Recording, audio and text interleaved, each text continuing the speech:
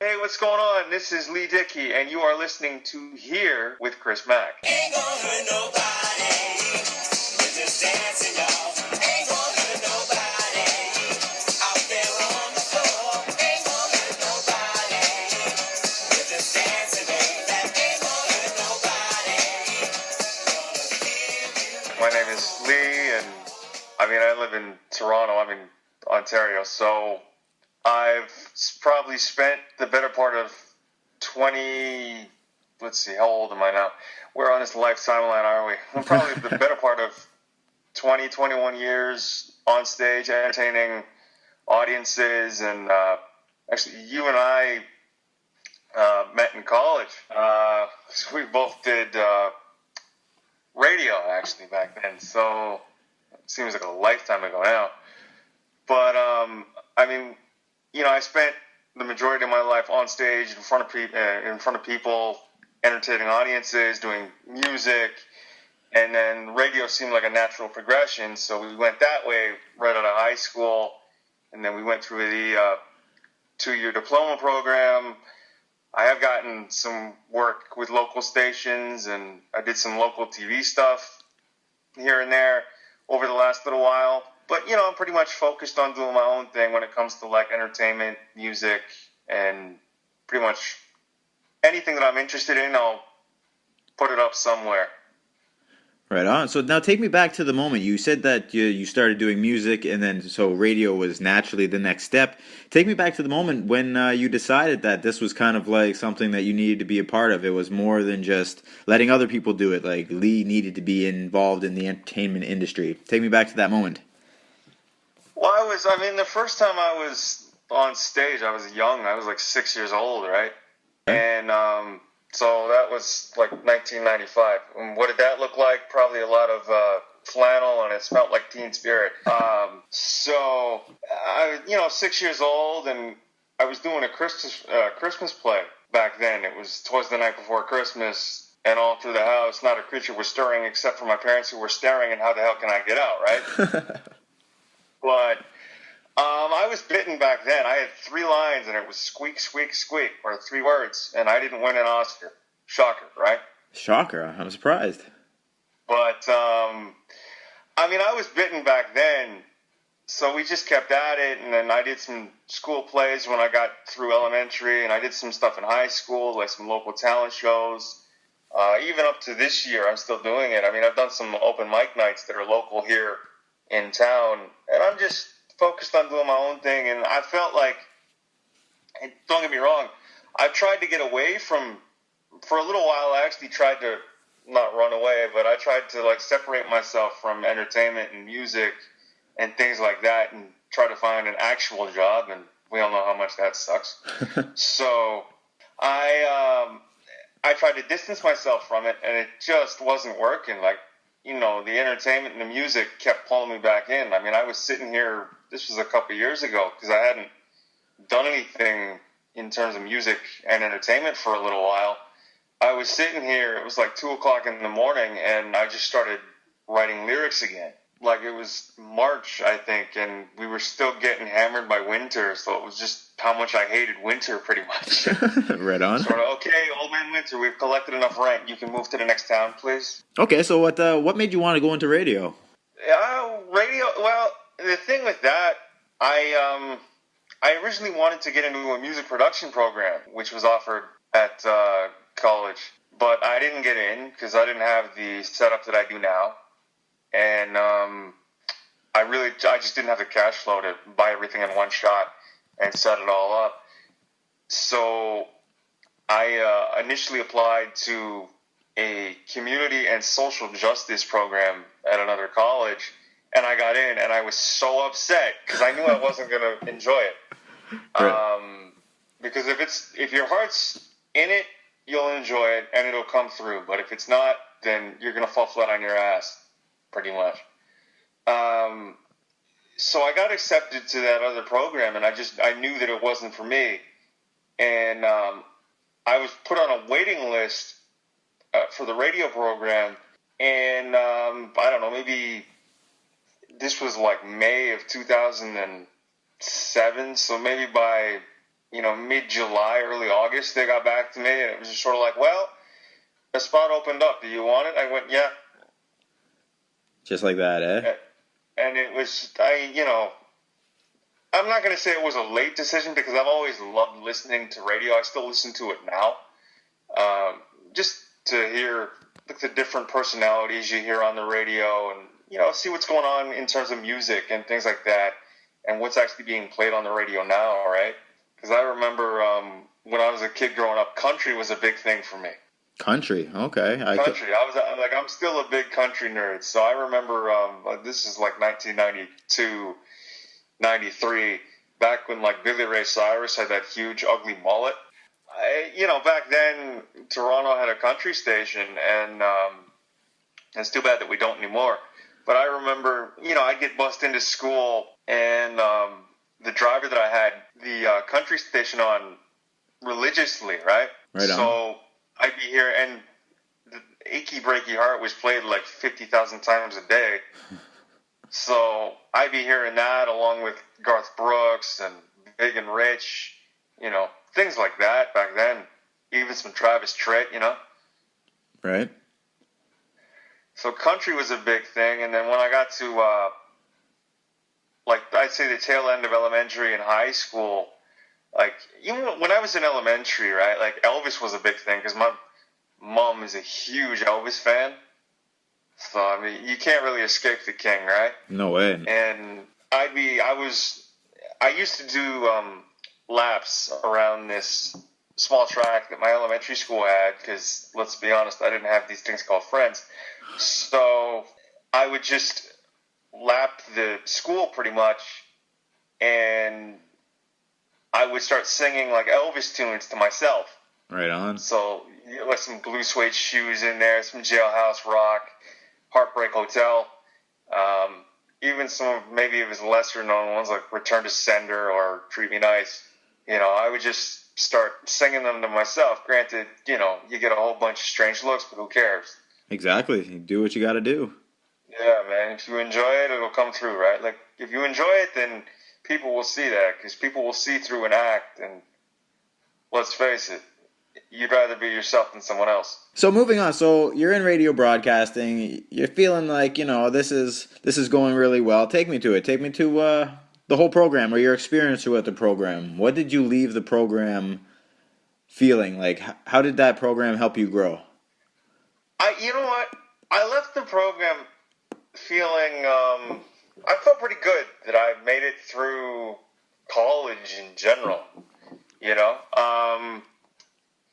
So when we graduated, I was just like, okay, cool. Now it's time to go find a job. And that wasn't so easy, but, you keep plugging away. You keep sending out resumes. You keep getting your name out there. And then for some strange reason, right out of high school, or not high school, right out of college, I just started putting things up on YouTube a little more. So, because I don't know what it is, not that I wouldn't mind working for someone else, and I have, because we've all had like these jobs where you're just like, I don't want to be here. I'd much rather be looking at the back of my eyelids. Mm-hmm. So it's not that, I knew it would be a hard go just to get into radio and anything media, because everybody's doing it now with the advent of the internet. But leaving the program, I felt good that I got through it, got that piece of paper. Now I could move on with my life, and I felt happy that things were done pretty much, because it was I met some great people there. Some people I still talk to, some I still keep in touch with, like yourself. So, the friends that I left with, it was good in that respect, and the experience I got, I was happy with, I've noticed you have done some stand-up.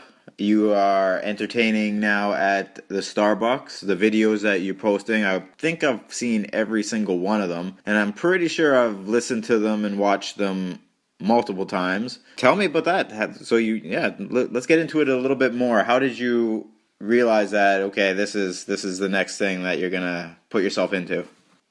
If I can perform anywhere for anybody, I'll do it.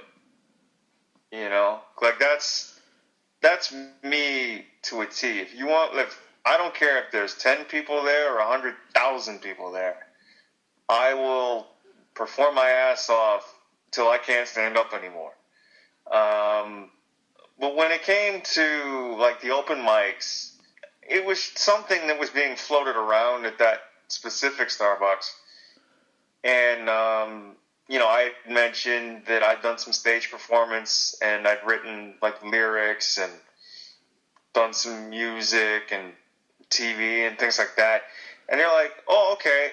And then once they finally launched it, I was basically pegged as one of the top guys that would do it, which I was happy with. I mean, I wouldn't mind doing any type of performance for anybody, really.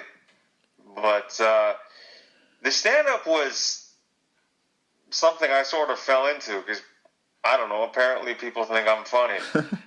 So they're just like, you should write jokes and tell them. I'm like, well, all right. And that's pretty much how that happened, you know? But I've always known that I wanted to perform. Like, from the early age of 6, I was like, okay, this is it. Because I knew doing, like, that office job, 9 to 5, wearing a suit and tie, this is not for me, you know what I mean? So does that mean that there is potential for Leigh becoming a male stripper? That we might leave up to someone else. That's an avenue that I don't want to explore yet. I'm not sure that I have the physique for, you know what I mean? I'm not like your Arnold Schwarzenegger or nothing, but maybe. Who knows?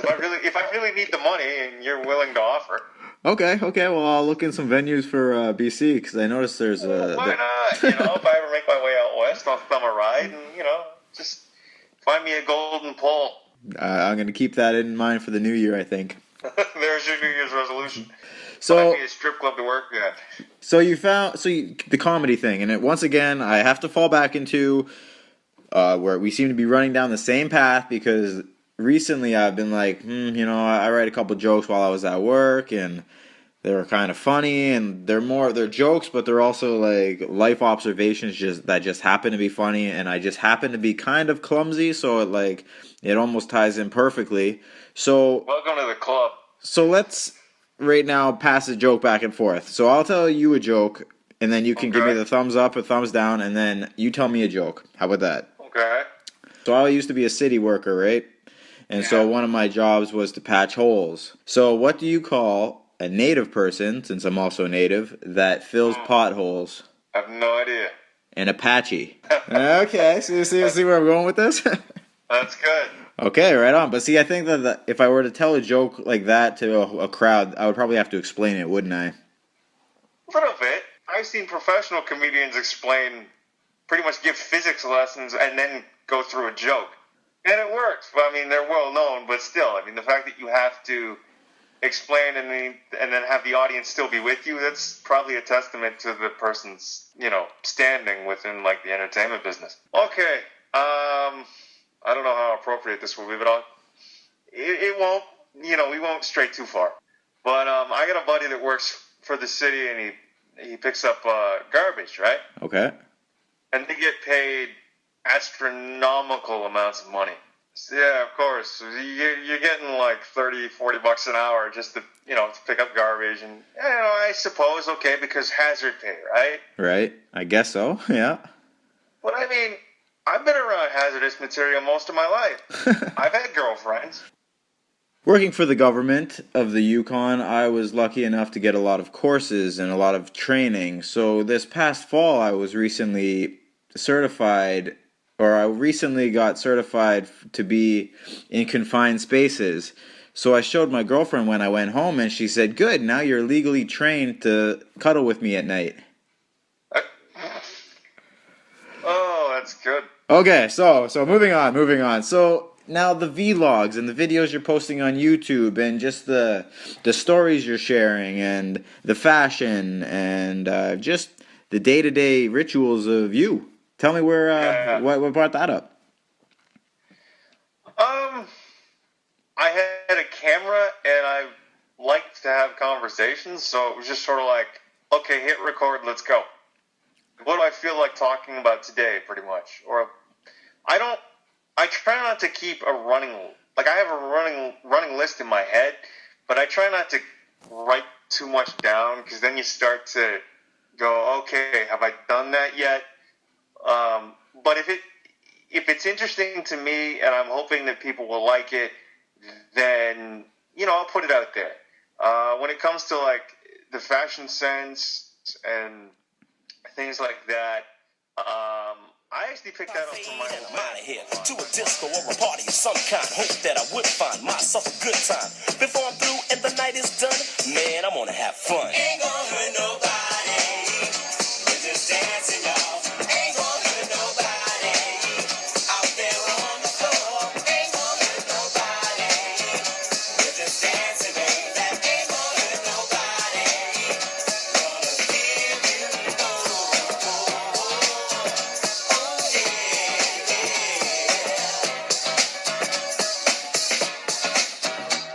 If you're looking for more, step on the dance floor. Check your coat and your troubles at the door. Cause for sure you're gonna see a smile today. The problems of the world seem miles away. The only thing that matters is a good time that can be had with the help of a good rhyme. The DJ's hype more than up to par. Uh-oh, there goes a cutie at the bar. So I stroll on over and say hi. And tell her I'm the PLAY. And when she like to dance a while, I'll do anything to see you smile. You see? My job is to take you higher. After a couple of songs, I'll inquire. Having fun? Well, I ain't done. The best is yet to come. Ain't gonna hurt nobody. We're just dancing, y'all. Ain't gonna hurt nobody. Out there on the floor. Ain't gonna hurt nobody. We're just dancing, baby. Ain't gonna hurt nobody. Gonna give you Like, he had a lot of that stuff in his closet, and, I took a lot of that stuff over. So, that's where that, I guess, fascination with fashion took over, really. And just seeing various people through, like, YouTube and, various things on the internet. Like, okay, yeah, that might actually work. But when it comes to, like, my fashion sense, my parents have always had a pretty good eye for what looks good. Both my mom and dad especially. So I'd have to attribute that to them. I mean, I remember you remember school picture day? Did you ever get, like, done up to the nines with the suit and tie and whatever? Every single year, from, like, the age of 5, 6, right up until about 14. Suit and tie. Yeah. Pimp. Every year. That's all I got to say about that. Every single year. And I just became accustomed to it, right? So it was just like, okay, I mean, it's that one day out of the year where I'm going to do it just because, what mom says goes. And if I've learned anything, it's to never argue with a woman. True. So you're just like, okay, fine, we'll do it. I'll wear a tie. And I'll wear a suit, and we'll get all done up to the nines and whatnot. Even if it's for one day out of the year. Because let's be honest, you have 364 more. Exactly. Are you going to continue doing it? What do the plans look like for the vlogs, or what's next for you? Well, I'm actually working. I'm at the tail end of finishing off a production record. Pretty much a beat record, right? That I've been working on feverishly for probably the last year and a half. And it's just getting the pieces of the puzzle to fall into place. So they finally have, and I'm actually just finishing off the mixing process. We're going to go through the mastering process, and I'm hoping at some point early next year that'll be out. In terms of the vlogs, I mean, since it's, we're getting towards, like, the holidays and whatnot, there's probably going to be a lot more, like, Christmas and or holiday content coming from me. Because I do like to keep my stuff time sensitive. Right. But, I mean, if I see something while I'm out and about, because I walk a lot because let's face it, if I didn't, I'd weigh 1,000 pounds and you'd need a forklift to get me out my front door. Okay. So,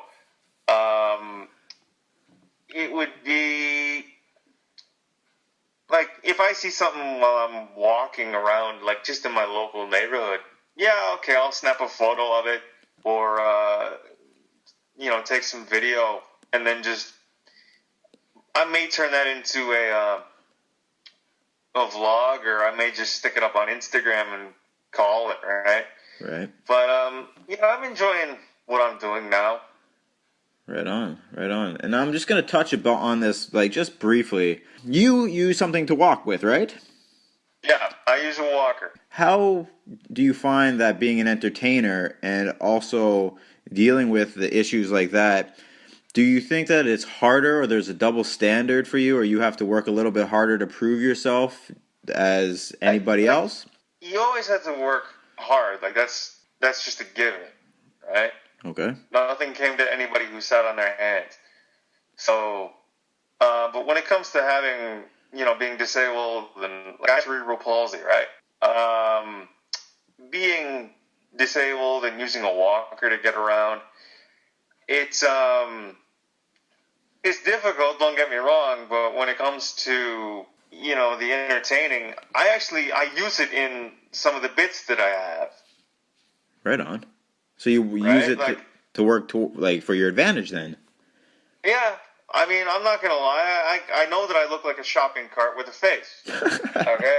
Like, I understand that.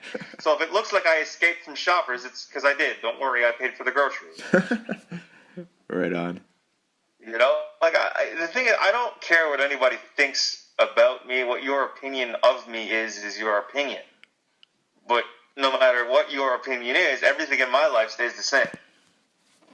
Very good. Very. Like, you could think I'm great. Okay, thank you.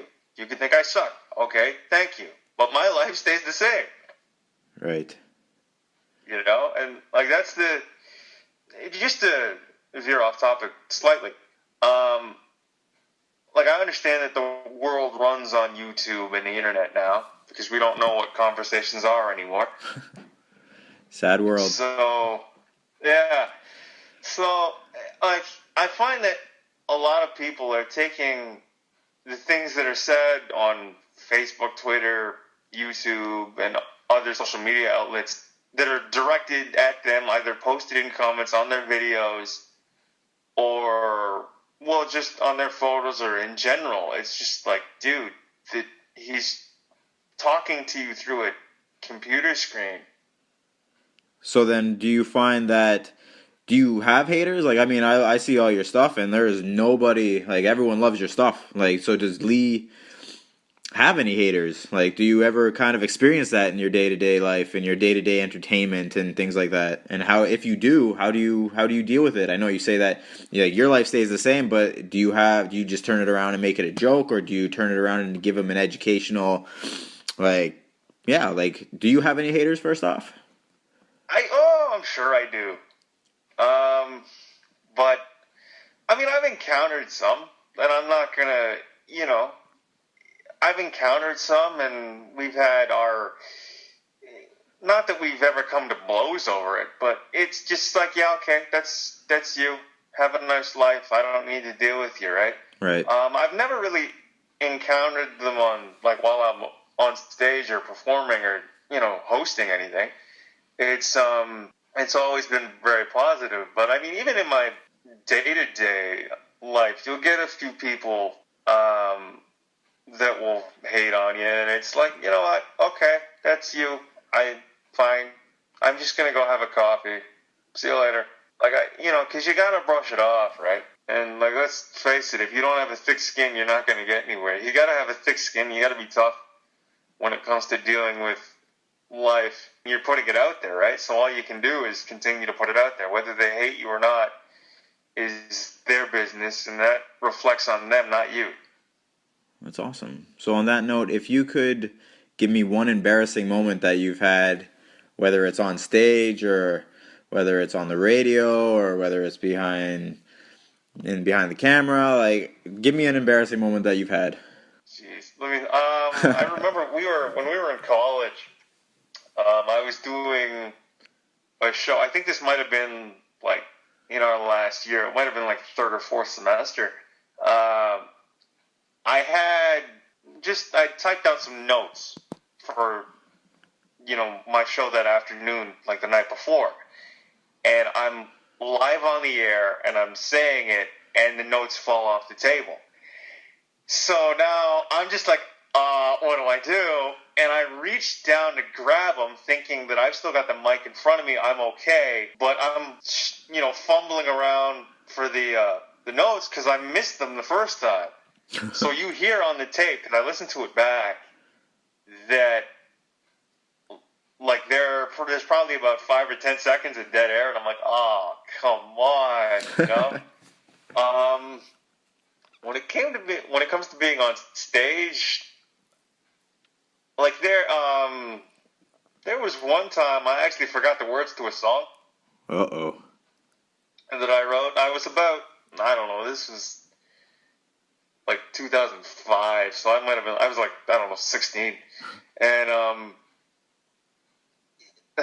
this was in front of my entire school too, right? Like oh God.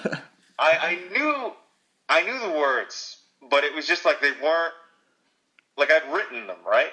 I knew the words, it's just that they weren't, like when it came to keeping timing with the music and actually saying the words, they were two very different animals back then. So like I had to really work on my timing. So I didn't, like, at the end of the day, I didn't really care. You know what I mean? Like, okay, great, you have a bad show, you brush it off. I mean, like I've had bad sets, I've had bad shows. It's nothing that I need to lose any sleep over. Like I used to, don't get me wrong. When I was younger, it was like, oh my God, what did I do? Now I'm just like, meh, On to the next one. On to the next one. There's nothing I can do about that one. I can't change it. It's happened. It's out there. You might as well just move on. Okay, now on the flip side, give me the best moment. Best moment up to date. I was 17. Like I can probably, like, this is probably the largest crowd I've ever performed in front of. There are probably about 3,000 or 4,000 people there. U of T, actually. Where were we? I was just downtown at the University of Toronto, and it was like some sort of youth conference. So there were many different high schools that had come from around the city to the University of Toronto for this thing, and during like an intermission, it was probably like 30 minutes to an hour, I got to go up and perform for like 10 minutes in front of about 3,500, 4,000 people, which was super cool because you're like, oh my God, this is like the biggest crowd I've ever performed in front of. So, I pulled like an old song that I had written out of my hat because it was a last minute thing where they're like, okay, there's like an hour to kill. What do we do? Oh, there's a piano sitting there. Why don't we just have a giant open mic? Like those are the moments you live for, right? Those are the moments that stay with you. You know what? I prefer the larger crowds to the smaller ones, just because you're less naked that way. You're less vulnerable. Really? So I would have thought that it would be on the flip side. You'd want less people then.